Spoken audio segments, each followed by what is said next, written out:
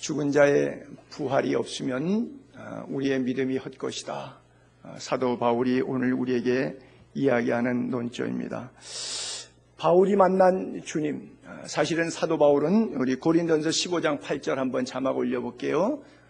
맨 나중에 만삭되지 못하여 난 자 같은 내게도 보이셨다. 우리가 지금 12절부터 읽기 시작했는데 몇 절 앞에 8절에 보게 되면 바로 이런 구절이 있거든요. 성경대로 죽으시고 성경대로 사흘 만에 다시 살아나셨는데 게바에게도 보이시고 일시 500여 형제에게도 보이시고 야고보에게도 보이시고 그러면서 맨 나중에 8불7 생각이 덜 떨어져서 자기의 이기적인 생각밖에 할 줄 모르는 나 같은 그런 만삭되지 못한 덜 떨어진 같은 나 같은 사람에게도 하나님이 보이셨다. 근데 바울이 덜 떨어지긴 덜 떨어진 거 맞아요.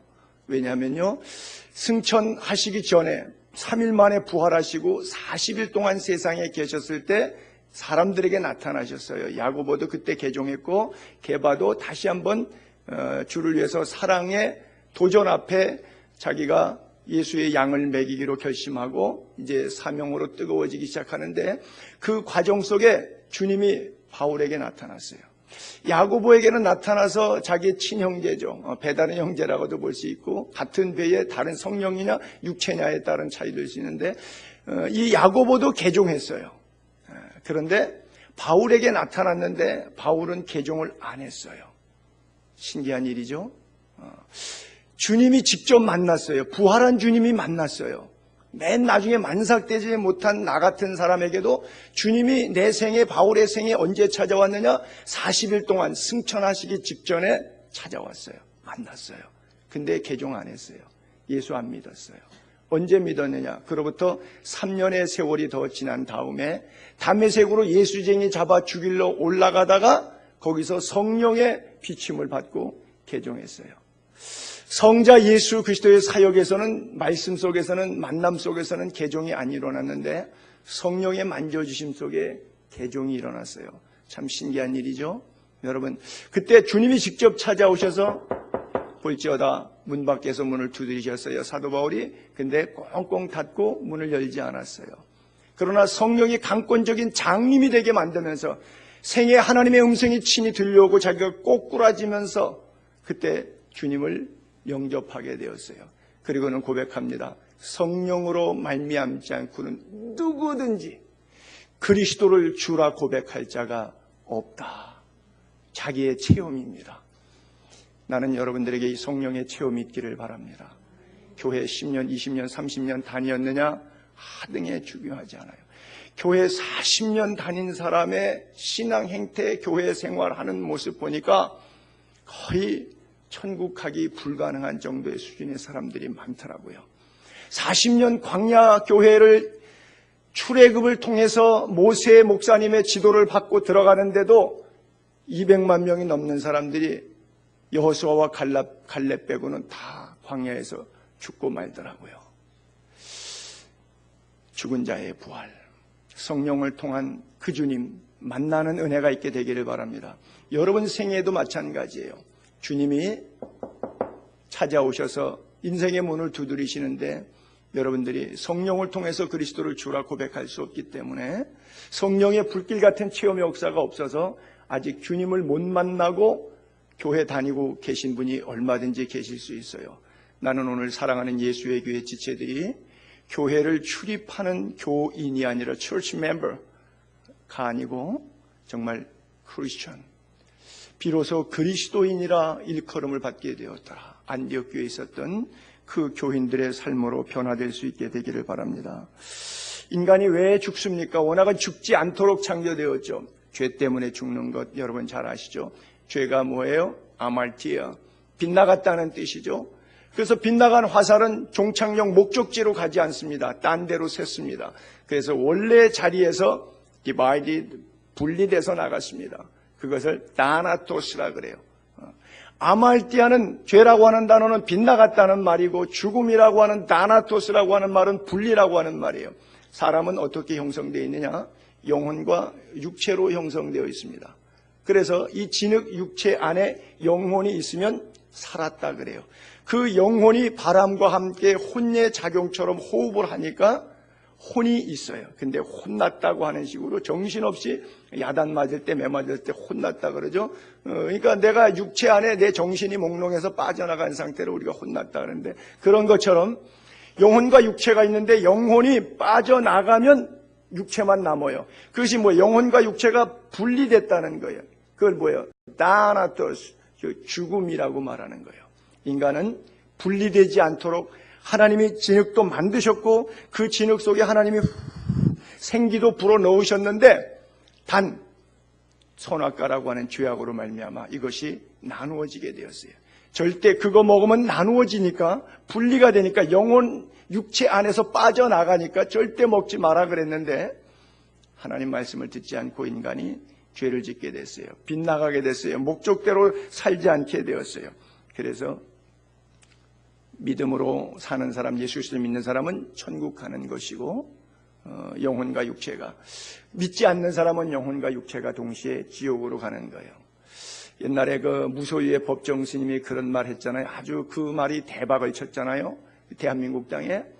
나는 기독교인이 아닌 이유가 지옥을 만든 하나님을 믿을 수 없기 때문이다. 사람을 지옥에 넣는 그런 신을 내가 어떻게 믿을 수가 있겠느냐. 젊은이들이 열광적으로 좋아했습니다. 그래요.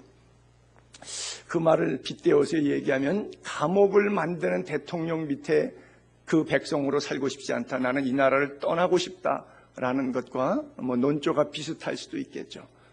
우리 집에 와서 살인짓하고 강도짓해도 그것을 제어하지 않고 그대로 다 받아주고, 내 아내를, 내 딸을 강간해도 그것을 다 있지 오케이 하고 다 받아들이고 그 사람을 잡아서 감옥에 넣지 않는 그런 나라가 참 좋은 나라일 것이라고 생각하는 논리와 다르지 않죠.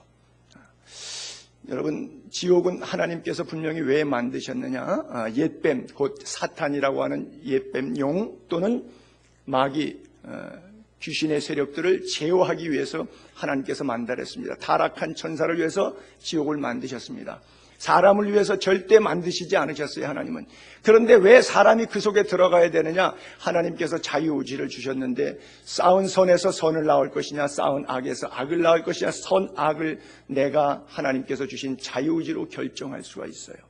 물론 그 깊은 심오한 속에는 하나님의 절대 예정 속에 우리를 이끄심과 인도하심과 하나님의 전적 은혜와 전적 타락의 갈래길에 놓여있는 신학적인 쟁론의 여지가 없지 않아 있지만, 그럼에도 불구하고 하나님께서 우리에게 주신 자유의지를 통해서 우리는 선을 행할 수도 있고 악을 행할 수도 있습니다.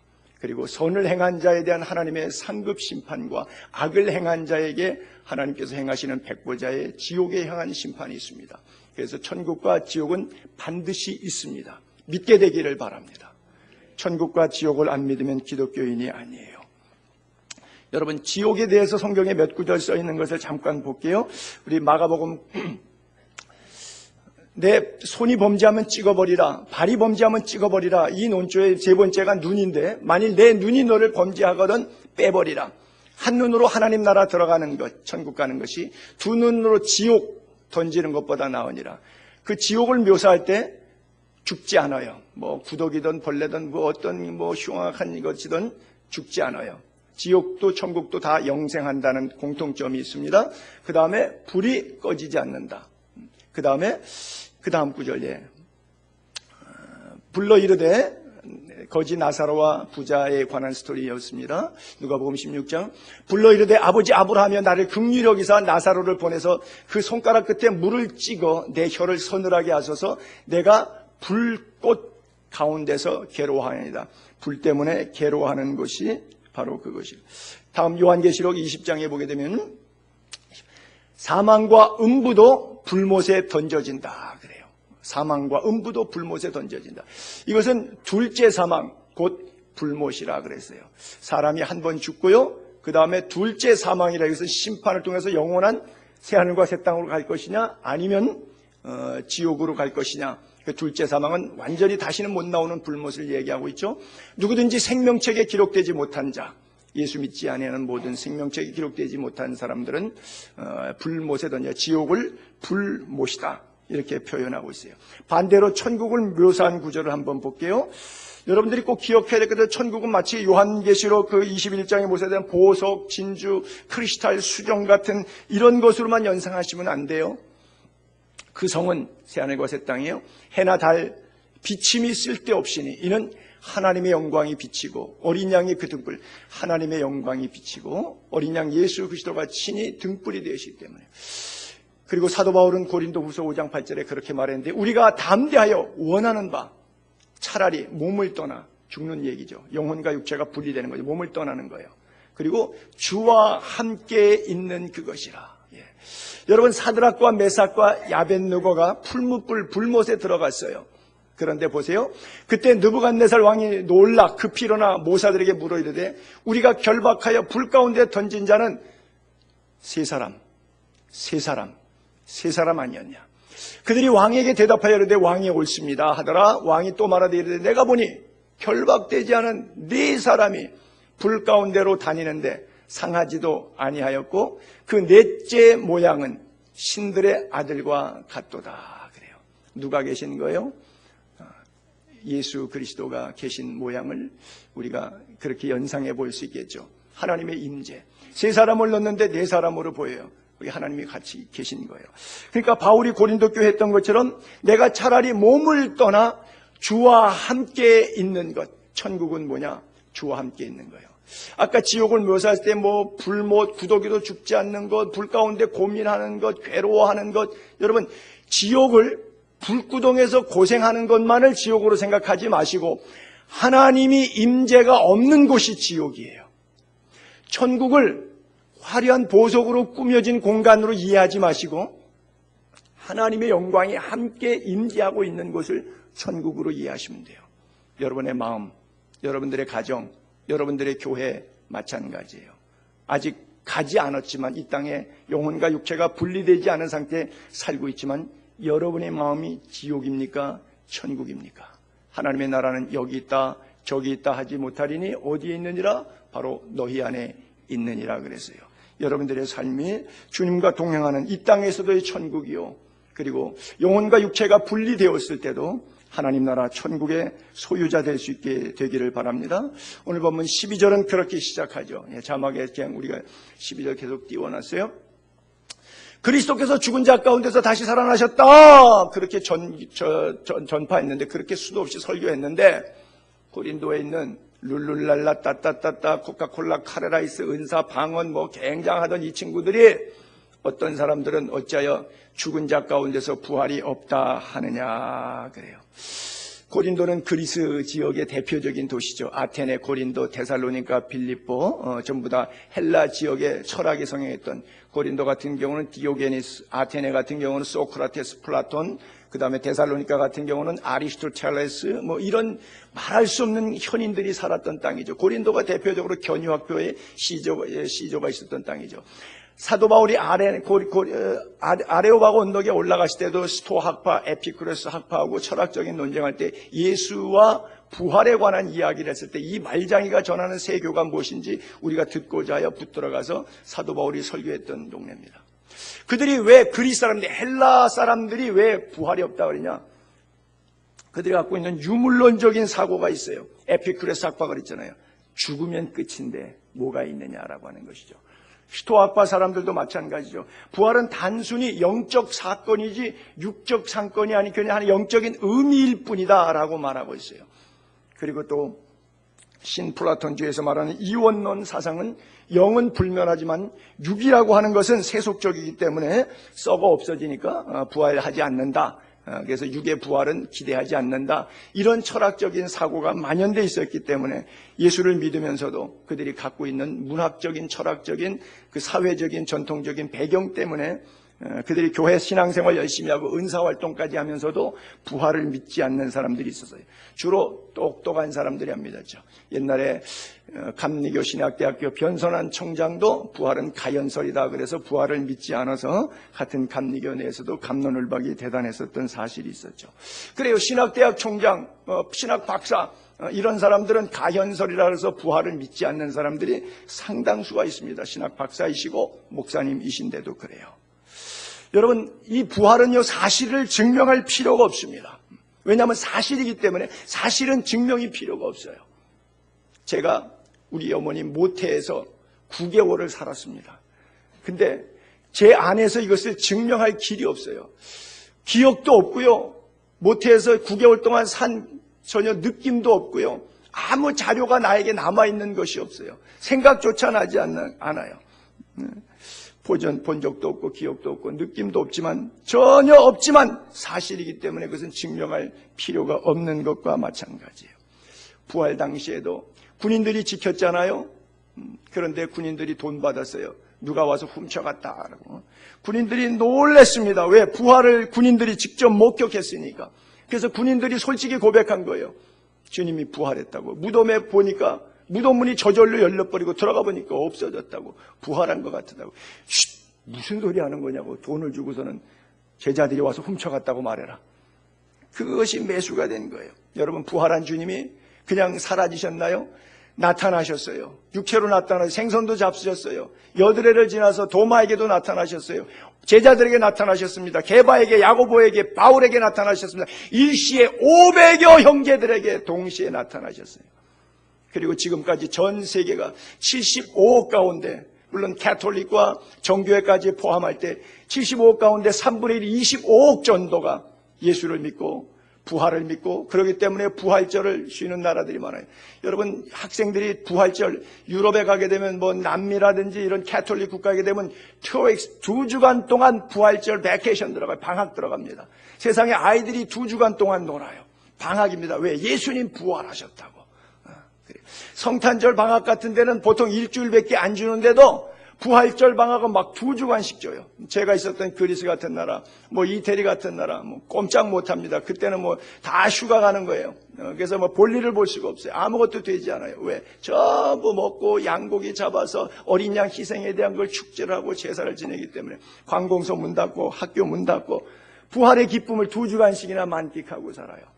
우리나라에는 그런 것이 별로 안 돌아왔는데 크리스마스는 카드를 보내는데 제가 살았던 그리스는 크리스마스 때는 카드가 거의 없어요. 근데 부활절 카드가 있어요. 크리스마스에는 우리 뭐 새벽송 돌고 뭐 이러는 건데 그런 거 거의 없어요. 부활절, 크리스마스 때는. 부활절날 새벽송 돌아요. 그래서 토요일 밤 12시가 됐을 때, 주일날 0시가 됐을 때, 그때 다 교회 갑니다. 새 날이 밝았다. 부활의 날이 밝았다. 그래서 전 국민들이 초 하나씩 들고 다 예배당 가요. 그래서 앞에서 목사님이 붙여주는, 파파스 신분이 붙여주는 그 불을 앞사람이 받아서 앞사람이 옆사람 주고 옆사람이 뒤주고 계속 하나의 촛불에서 오는데 그 촛불은 어디서 갖고 오느냐? 그 일주일 전부터 비행기 타고 예루살렘에 가게 되면 그 옆에 한 16km 밑에 베들레헴이라고 예수 탄생 구유 교회가 있는데 거기에 보게 되면 올리브 기념으로 24시간 불을 밝혀놓고 있어요. 거기서 불을 받아서 비행기를 타고 아테네 미트로폴리스 교회에 와서 거기에 총 대주교 신부로부터 시작해서 주교들에게 그 다음에 각 보좌 신부들에게 나가고 그리고 전 교인들에게 전 국민이 다 가져가요. 새벽 12시에.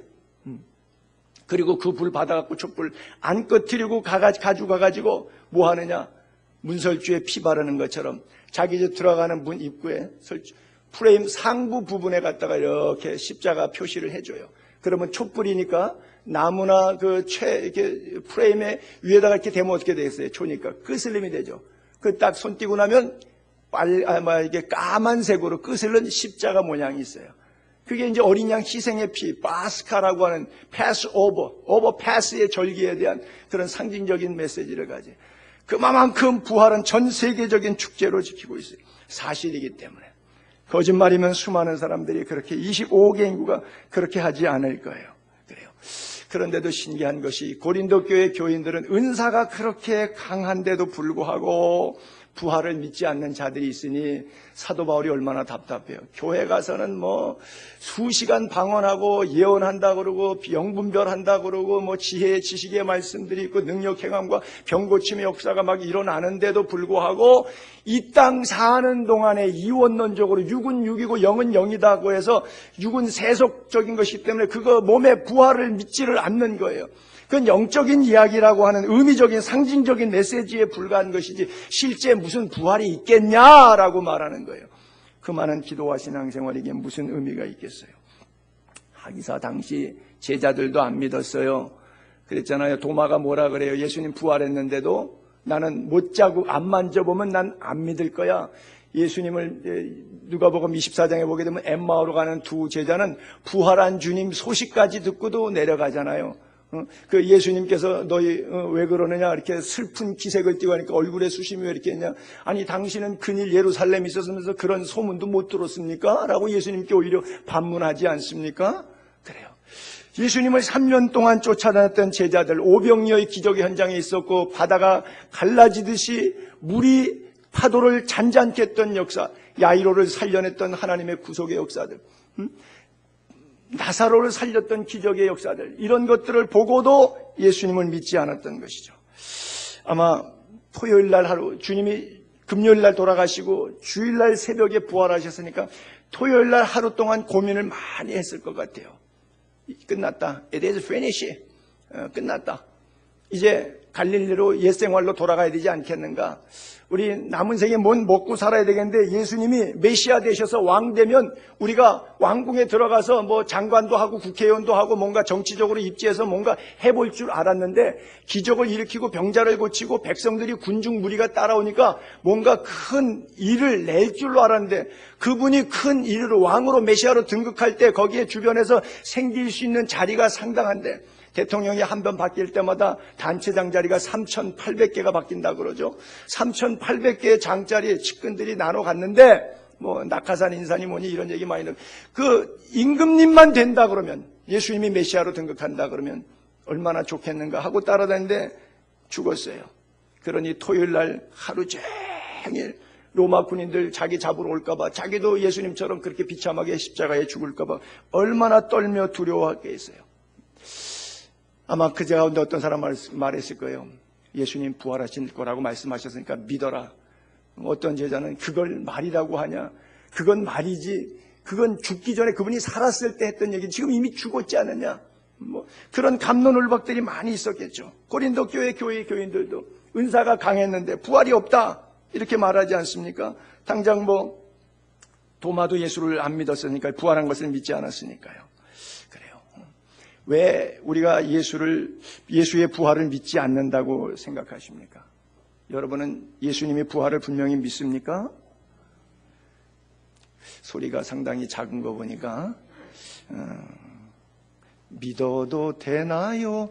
당신의 부활을 그러시는 것 같아. 우리가 많은 부분에 세상에 쩔어 있어서 나도 모르게 믿음이 좋은 것 같아도 기복신앙이 내 안에 있어요. 땅의 것에 대한 너무 애착이 있어요. 주님께서 우리들을 부르셨을 때 세상의 빛과 소금 되라고 말씀하셨는데 빛과 소금 되지 않고 이제 동화됐어요. 그리고 세속화가 됐어요. 자기가 세상에 영향을 줘야 되는 그리스도인인데 오히려 세상의 영향을 받아서 세상의 풍조에 밀려다니기 때문에 영적 예배의 산 제사가 되지 못하고 분별이 없이 살아가는 그런 그리스도인들이 얼마나 많은지 몰라요. 그리스도인이라고 말할 수는 없고 그냥 교인이라고 말해야 되겠죠. 좀 극단적으로 예수님께서 예수의 교회에 오시면 또 한국 교회나 우리 기성교회들에 오시면 아마 예수님이 강대상에서 그렇게 설교하실런지도 몰라요. 여러분 더 이상 여기 나올 필요 없습니다. 다 나오세요. 교회 밖으로 나오세요. 이거는 강도의 구렬입니다. 다 나오세요. 그리고 밖에 나가서 빈들에서 산에서 거리에서 솔로몬의 행각에서 창녀와 세리의 가정집에 들어가서 거기서 설교하시고 거기서 참된 진리를 가르치실런지도 모르겠어요. 그래요. 가고 오는 모든 세대 가운데 배우는 공통적인 역사적인 교훈이 있어요. 풍요로워지잖아요. 우리 기독교가 박해시대, 일제시대 때, 6.25 때, 뭐 손양원 목사님, 주기철 목사님, 그때 믿음 생활하는 사람 많지 않았어요. 그때 대비 비율로 따질 때 정말 2%, 3%의 기독교인들 비율에 지금은 20% 가까이까지 올라와 있는 이런 비율을 갖고 있고 경제적으로 더 풍요로워서 그러면 그 시대의 사람들보다 100여 년 전 예수 믿던 사람보다 지금 사람들이 믿음이 더 좋은가요? 더 풍요로워지니까 하나님 너무 감사해요 라고 해서 더 믿음이 성숙해졌나요? 아니죠. 신기하게도 이것은 반비례하는 역조 현상이 오네요. 그래요. 풍요 속에서는 음란하고 폭력만 난무하게 되고 고난 속에서는 오히려 거룩해지고 경건성이 회복된다고 하는 사실이에요. 그러면 우리가 무엇을 구해야 될까요? 안타깝습니다. 여러분, 우리가 더 거룩해지고 풍요 속에서도 더 의로워지고 풍요 속에서도 더 경건하게 살 수는 없을까요? 왜 우리가 그토록 배부름을, 풍성함을, 풍요를 원하죠? 편리하고 재밌고 왜 배부르게 살려고 그러죠? 그것이 구속한 주님 영광을 위하여 생명 살리는 일을 위해서 그것을 원하고 계십니까? 주님의 영광을 위해서 살고 있습니까? 아니 그러면 가치 없는 내 인생의 삶을 위해서 그렇게 삽니까? 산자와 죽은 자를 심판하실 하나님을 믿습니까? 디모데후서 4장 1, 2절을 볼게요. 하나님 앞과 살아있는 자와 죽은 자를, 하나님 앞과 살아있는 자와 죽은 자를, 하나님 앞과 살아있는 자와 죽은 자를, 여러분, 죽은 자도 심판하시는 이가 하나님이에요. 살아남은 우리도 심판하시는 하나님이에요. 그리스도 예수 앞에서 그가 나타나실 것과 재림이죠. 그의 나라가 임하옵시며, 주기도문마다 우리에게 그렇게 기도하라 그러죠. 그의 나라가 임하옵시며 그의 나라를 두고 엄히 명하노니 너는 말씀을 전파하라. 생명 살리는 일을 위하여, 내 생명이 구원받았다고 하면 다른 구원받지 못한 생명 살리는 일을 위하여 우리를 부르셨다는 거예요. 말씀을 전파하라. 때를 얻든지 못 얻든지 상황과 환경에 관계없이 항상 힘쓰라. 범사에 오래 참음, 가르침, 경책, 경계하며 권하라. 복음을 전하다 보면, 말씀을 전파하다 보면 참아야 될 일도 있고 힘들 때도 있겠죠. 베드로가 십자가를 거꾸로 질 때 피가 거꾸로 솟는 것만큼 자존심이 상하는 그런 전도하다가 이런 경우들을 만날 수도 있겠죠. 주님이 원하시는 것은 바로 그거예요. 그래요. 하나님의 나라, 우리가 하나님의 나라를 바라본다면 살아가는 라이프 스타일은 달라질 거예요. 여러분, 이렇게 상상해 봅시다. 만약 내일 예수님이 오신다 그러면 여러분 오늘 어떻게 하시겠어요? 있는 돈 다 쓰시겠죠. 그렇죠? 저는 엉뚱한 생각을 해봐요. 삼풍백화점 무너졌는데 그날 저녁 6시경에 무너졌는데 아침부터 6시까지 쇼핑하고 나온 사람, 돈, 카드 어떻게 될까? 카드 긁은 사람들 돈 결제 왔을까요? 안 왔을까요? 아마 안 왔을 것 같아요, 대부분. 그런데 자기가 물건 샀으니까 물건 영수증 가져가서 은행에다가 정직하게 내가 물건 샀는데 백화점 무너지는 바람에 나에게 결제가 안 왔습니다 라고 갖다 낸 사람 있을 거예요. 없을 수도 있고, 횡재했다, 야 신났다, 이럴 줄 알았으면 내가 수백만 원에 오늘 카드 긁을 건데 잘못했다. 죽은 사람 생각하지 않고 이 마음을 가진 사람도 있을 것이고, 어떤 사람은 너무 마음 아파서 자기가 거기다가 정직하게 은행 가서 내가 이 카드가 사본이니까 원본 추적해서 이 금액을 징수할 수 있도록 나에게 고지서를 발부해 주세요 라고 말하는 사람도 있을 거예요. 누가 진정 그리스도인일 것 같습니까? 주님이 원하시는 라이프 스타일은 어떤 것일 것 같아요? 자기는 주로 목사가 강대상에서 많이 그러죠. 그런 위선을 겸하죠. 자기는 아니라고 악을 쓰죠. 거룩한 척 강단에서 오만 이야기를, 아름다운 이야기를 다 많이 하죠. 여러분, 좋은 말 많이 하는 사람이 좋은 사람 아닙니다. 좋은 생각 갖고 있다고 해서 그 사람이 좋은 사람 아닐 경우가, 반대일 경우가 더 많습니다. 우리는 목사가 좋은 말하고 좋은 생각을 전달하니까 그 목사님은 좋은 사람인가? 아니요. 어디서 보니까 좋은 글들이 있어갖고 요거 설교 시간에 써먹으면 되겠다라고 해서 그냥 말하는 거지. 그거하고 나 생활 라이프 스타일하고 다른 거예요. 나는 나름대로 이중적인 내 이기적인 삶을 살고 있는데 그것을 까내 뒤집을 수는 없으니까 그냥 좋은 말, 내가 아는 범위 내에서 여러분들에게 감동이 될 수 있는 이야기만 전달하는 것뿐이에요. 우리는 다 그렇게 삽니다.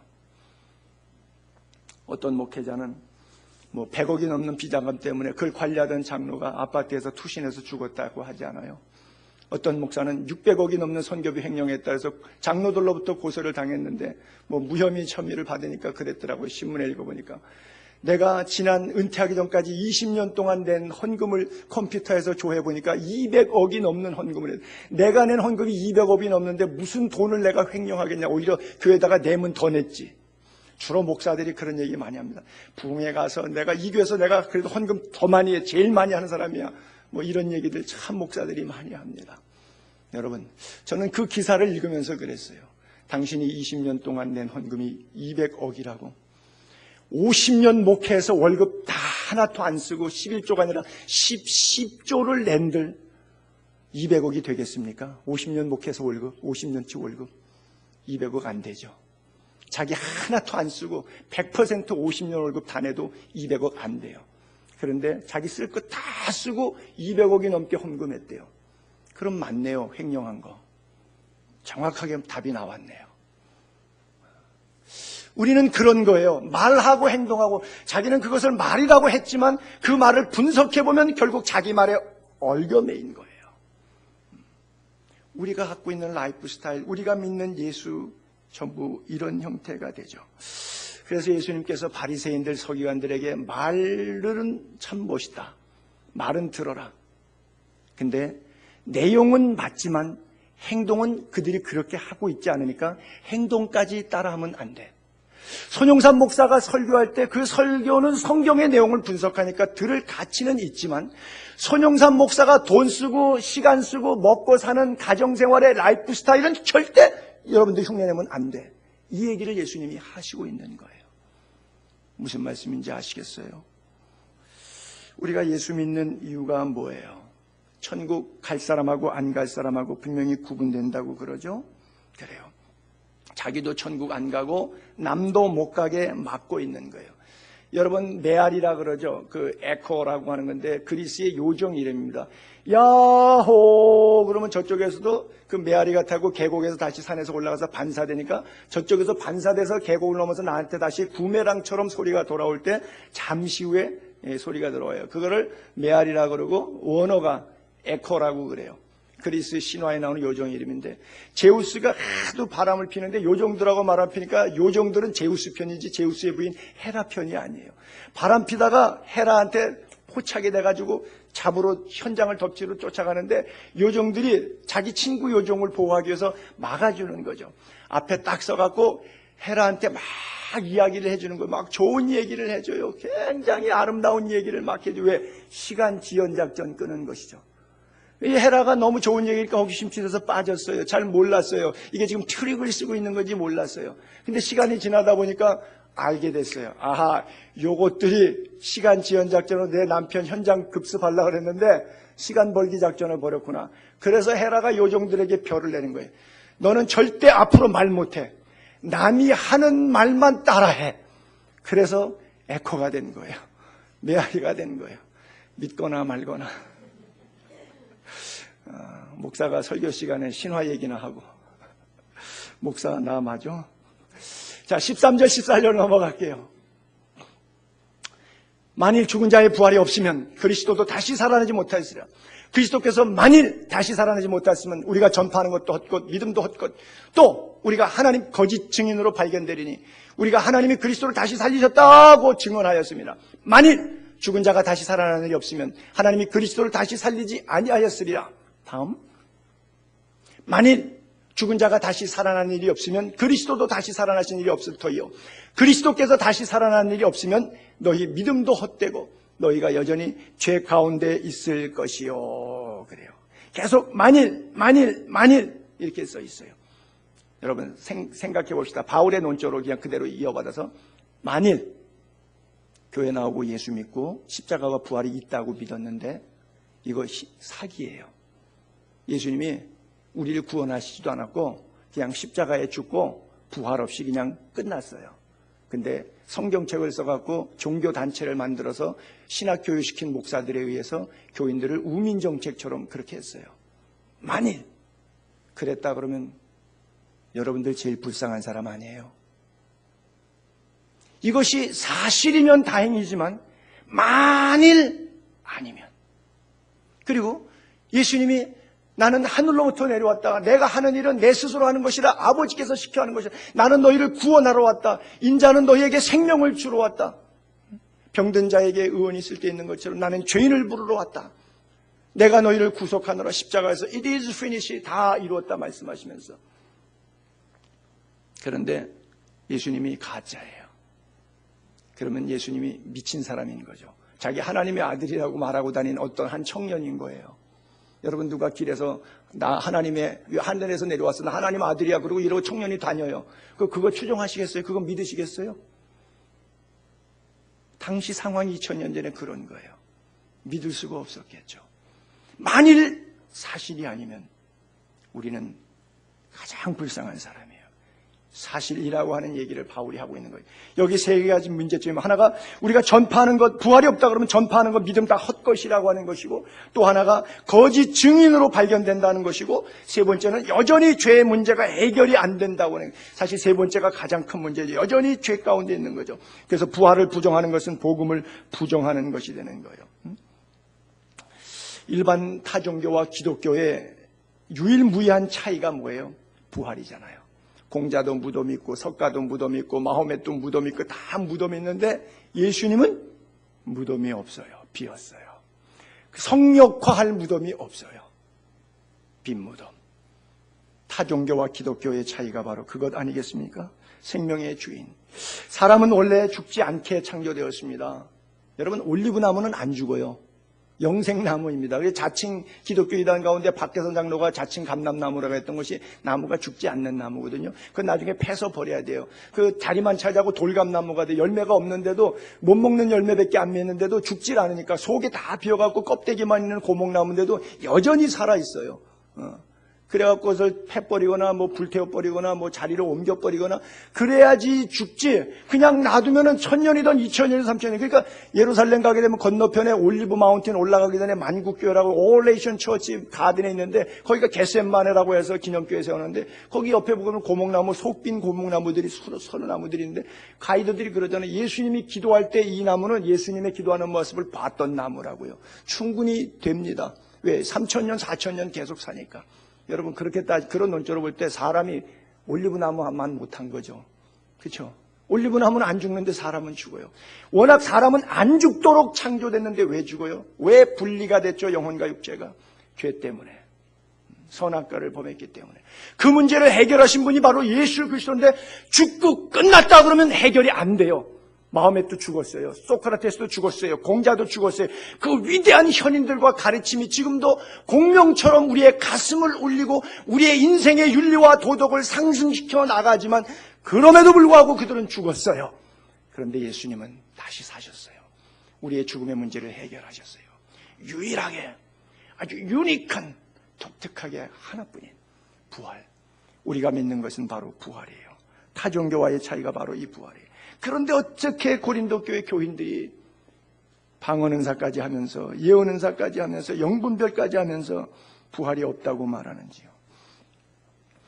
목사가 있지도 않는 천국과 지옥 얘기하면서 교회 나오라고 그러고 복 받으려면 헌금하라 그러면서 사람들 모아서 자기 월급 챙긴다 그러면 그거는 사기꾼인 것이죠. 만약 이것이 사실이 아니라면, 부활이 사실이 아니라면 여러분은 제일 불쌍한 사람이고 저는 시대의 사기꾼입니다. 잘 생각하시고 결정하십시오. 다음 주부터 교회를 나와야 될 것인지 말아야 될 것인지를 심각하게 고민하시기 바랍니다. 저는 원색적으로 성경적으로 말할 때 주님이 목사를 부르셨을 때 목회적 기능은 그것이라고 생각해요. 교인들에게 이 땅에 마음 뺏기지 말고 눈을 열고 영안에서 하늘을 바라보면서 하나님 나라를 사모해라. 즉 죽음을 두렵지 않는 믿음을 그들에게 심어 주어라. 하나님 나라를 사모하는 은혜를 그들의 가슴에 전해 주어라. 이것이 목회인 것 같아요. 여러분, 병 났습니다. 자식 잘 됩니다. 사업하면 돈 봅니다. 축복받습니다. 이것을 가리키라고 목사에게 목회적 기능을 교회 안에서 주신 것이 아니라 그것도 하나님의 은혜에 따라서 필요한 심령들에게 허락하시는 하나님의 특별한 은총인 것은 분명히 100% 사실이지만 그것을 위해서 주님이 십자가를 지시지 않고 그것 때문에 주님이 부활하신 것이 아니라 이 땅에 살지만 이 땅의 삶이 다가 아니라 영원이라고 하는 하나님의 시간표 속에서 우리가 70년, 80년 사는 이것이 700억 년, 1천만 억 년을 넘어가는 영겁의 세월 속에서 아무것도 아닌 빙산의 일각도 안 되는 시간이기 때문에 여기에 너무 마음 뺏겨서 마귀 조종받지 말고 세상적인 관심에 세상 물건 불탈 때 네 마음도 불타는 불 가운데도 구원 얻는 자와 같은 삶을 살지 말고 영원한 생명의 자리로 올라오라고 하나님께서 우리들에게 말씀을 통해서 가르치시는 것이 있다면, 목사에게 목회를 명령하신 것이 있다면, 세례 요한이나 예수님이나 딱 두 단어밖에 설교하신 내용이 없어요. 모든 설교를 다 통틀어도 회개하라, 천국이 가까웠다. 너희는 먼저 그의 나라와 그의 의를 구하라. 심령이 가난한 자, 그가 진정 복 있는 사람이고 천국이 그의 소유다. 주님께서 우리들에게 가르쳐주고 싶은 거, 우리에게 주고 싶은 영생, 부활 메시지는 바로 그것이 아니겠습니까? 예수님이 왜 부활하셨습니까? 예수님의 죽음의 문제를 해결하기 위해서 부활하신 것이 아니라 나의 죽음의 문제를 해결하시기 위해서 부활하신 것을 믿게 되기를 바랍니다. 예수 죽음 내 죽음이고 예수 부활 내 부활이 되는 거예요. 예수님이 부활하셨다는 것에 가장 웅변적인 현상들이 여러 가지가 있지만 특별히 우리의 죄 용서라고 하는 거예요. 시편 102편 2절 볼게요. 동이 서에서 먼 것 같이 우리의 죄가를 우리에게서 멀리 옮기셨으며, 이사야서 1장 18절, 여호와께서 말씀하실 때 오라 우리가 서로 변론하자. 너희 죄가 주홍같이 붉은지라도 눈과 같이 희어질 것, 진홍같이 붉을지라도 양털같이 희게 되리라. 또 이어서에서 나는 나를 위하여 내 허물을 도말하는 자니, 도말하는 것이 이렇게 도배한다는 말이에요. 진흙으로 이렇게 덮어갖고 안 보이게 포장했다는 말이에요. 그러니까 죄가 있지만 그 죄를 안 보이게 도말해줬다는 거예요. 내 죄를 기억하지 아니하리라. 한 구절 더 볼까요? 내가 내 허물을 빽빽한 구름같이 내 죄를 안개같이 없이 하였으니 너는 내게로 돌아오라. 내가 너를 구속하였음이니라. 18절로 또 넘어가서 볼게요. 또한 그리스도 안에서 잠자는 자도 망하여 부활이 없다 그러면 예수 믿다가 소망 가운데 자기의 부활을 믿고 죽었던 사람들, 얼마 전에 돌아가신 우리 어머님 포함해서 이게 그리스도 안에서 잠자는 자도 다 망한 거예요. 다 속은 거예요. 예수님은 잠잔다 이런 표현을 많이 쓰셨는데 그래요. 바로 순교자들이라고도 볼 수가 있겠죠. 여러분, 박해자는 이를 갈고 분노하여, 그런데 순교자는 오히려 마음이 평안해요. 성경에 대표적으로 스데반 집사가 그렇잖아요. 사도행전 그 7장 한번 볼게요. 박해자의 모습, 그들이 이 말을 듣고 마음이 찔려 그래서 이를 갈거늘 그들이 큰 소리 지르고 귀를 막고 일제히 달려들고 성 밖으로 내치고 돌로 칠세 박해하는 사람들의 모습. 그러나 스데반의 박해를 당하는 자의 모습 보세요. 스데반이 성령 충만해. 하늘을 우러러 주목해. 하나님의 영광을 봐. 예수께서 하나님 우편에 서 있는 걸 봐. 말합니다. 하늘이 열렸다. 인자가 하나님 우편에 서신 것을 보노라. 여러분, 박해자는 더 비참해 보이고 순교자는 더 아름다워 보이지 않습니까? 누가 진정한 승자입니까? 부활신앙의 위대함이 느껴지지 않습니까? 12제자들 모두 순교하지 않습니까? 물론 도미티아누스 96년에 반모섬에 유배간 사도 요한은 자연사하지만 96세부터 98세 사이 약 2년 동안 채석장에서 노역하면서 살아있으나 죽은 자와 같은 모습으로 세례 요한이 핍박을 받게 되지요.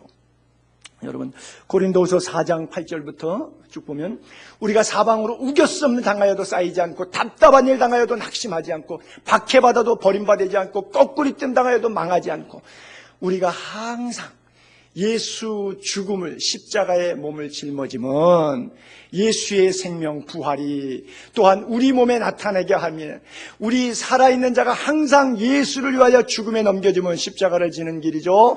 예수의 생명이 부활이 또한 우리 죽을 육체에 나타나게 하려 함이니라. 할렐루야. 아멘. 그래요. 자, 19절로 또 넘어갈게요. 만일 그리스도 안에서 우리의 바라는 것이 다만 이 세상의 삶뿐이면 모든 사람 가운데 우리가 더욱 불쌍한 자니라. 그래요. 우리의 최고의 기쁨은 내세의 소망입니다. 믿게 되기를 바랍니다. 그래요. 예수 믿는 사람하고 안 믿는 사람하고 누가 더 삶의 기쁨과 행복이 더 클 것 같아요. 내가 보니까 예수 안 믿는 사람들은 더 행복하게 잘 사는 것 같은데 예수쟁이들은 맨날 지지고 볶고 싸우고 궁상 떨고 하는 것 같아요. 여러분 어떻게 생각하세요? 정말 그리스도 안에서 참된 평안이 여러분들을 사로잡게 되기를 바랍니다. 초대교회 성도들은요 너무 기뻤어요. 예배의 기쁨과 예배의 감격이 있어요. 예배에 안 나갈 수 없어서 나가는 율법적인 예배가 아니라 목숨 걸고 예배의 자리를 지키면서 나갔어요. 물론 이 이야기야 주님의 은혜 십자가의 사랑을 경험해 보지 못한 사람에게는 의미가 없겠죠. 왜냐하면 그냥 본성대로 살아가는 사람이니까요. 고린도 교회 교인들은 내세의 소망이 없고 현세의 삶만 살았기 때문에 진정한 기쁨을 누리지 못했어요.